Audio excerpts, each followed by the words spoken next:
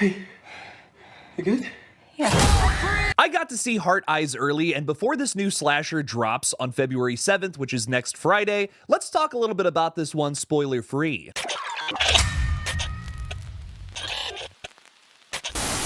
Hey everybody, I'm KillJoy Jake, and instead of having friends, I have horror movies. So what is Heart Eyes, you might be asking? Well, I got a plot description with your name on it, baby. Heart Eyes is about a masked maniac with glowing red heart eyes, who returns every Valentine's Day to terrorize unsuspecting couples. The tagline, "Stay single, stay alive," is very relevant with this one. Heart Eyes is essentially your typical murder mystery film, but with a Valentine's theme to it. You have definitely seen a movie like this, especially from the writers here, Michael Kennedy and Christopher Landon. They've written movies such as Happy Death Day, Freaky, It's a Wonderful Knife, and the upcoming Drop, which also looks like it's going to be a murder mystery slasher. But getting into the positives with this one, the cast is excellent. I absolutely loved pretty much everybody in the cast list here. They're all very funny, really lean into the whole rom-com vibe of this one that this movie almost feels like a parody of. Mason Gooding and Jordana Brewster are without a doubt my favorite parts of this movie. They were excellent. Also, if you're a Fast and Furious mega fan like me, there is a reference to that franchise in here. You can't have Dom Toretto's sister in another movie and not make a reference to that. Come on now. We won, gearheads. We won.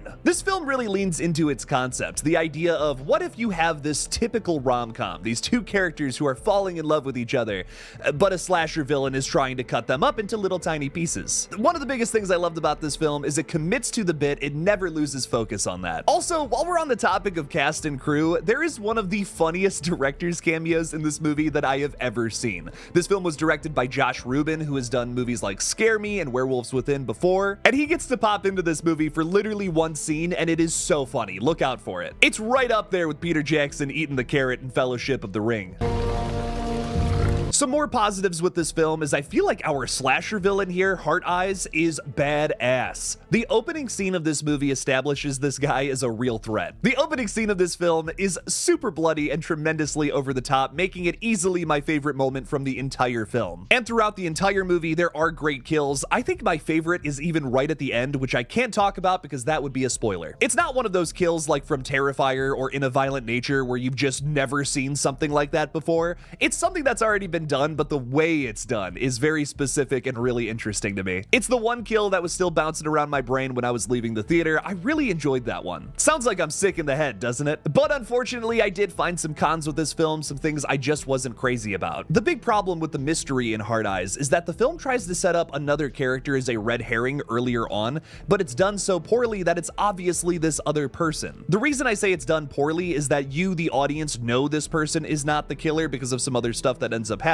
Had we not been given that information, there would still be that red herring element to this story that is killed almost immediately once it starts. I think this movie would have been a lot stronger had it not been a Scream-inspired murder mystery style film. There really is a lot going for this killer here, man. I mean, the design is awesome. I love the way Heart Eyes looks. His light up heart eyes are really cool. And I think most people after that opening scene are going to be sold on this killer. I could totally see a future for this guy, but unfortunately, the mystery element of this one is just severely undercooked. While I absolutely love Michael Kennedy and Christopher Landon scripts, I will continue to see any movie they make, including the upcoming Drop coming out in just like 2 months here. The biggest con I typically have to their scripts is that they just get a little too close to the Scream playbook. Not every slasher has to be exactly Scream. It can be inspired by Scream, and there's nothing wrong with that, but there's so many moments of this film where I'm just thinking to myself, yeah, that's the thing that they did in Scream. That's the other thing that they did in Scream. These guys have some excellent writing chops. I've been a huge fan of Christopher Landon ever since his Paranormal Activity days, but this one unfortunately just utilizes too many of the same shocks, twists, and turns from the original Scream film. Overall though, I had a very good time with Heart Eyes, and I think if you liked the other slasher films that have come from Spyglass Media recently, like Thanksgiving and